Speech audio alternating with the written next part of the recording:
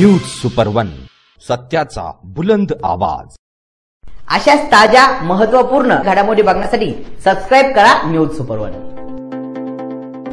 राष्ट्रीय स्वयंसेवक संघाचे सरसंघचालक मोहन भागवत यांनी श्री साईबाबांच्या समाधीचे दर्शन घेतले। दर्शनानंतर श्री साईबाबा संस्थानच्या वतीने मुख्य कार्यकारी अधिकारी गोरक्ष गाडीलकर यांनी त्यांचा सत्कार केला। यावेळी उपमुख्य कार्यकारी अधिकारी भीमराज दराडे आणि जनसंपर्क अधिकारी दीपक लोखंडे आदी उपस्थित होते।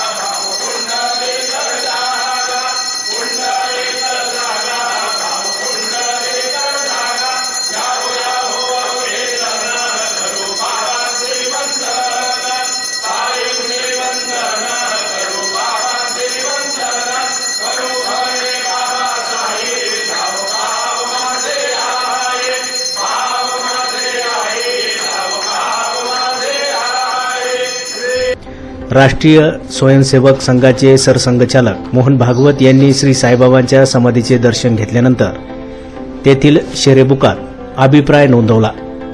1857च्या स्वातंत्र्य युद्धानंतर भारताच्या नवोत्थानाचा पाया या नात्याने भारतभर समाजाचे प्रबोधन, अध्यात्म तत्व आणि व्यवहार या मूलभूत घटकाचे ज्या ईश्वरीय योजनेने झाले त्याचा एक भाग म्हणजे शिर्डीचे साईबाबा होत।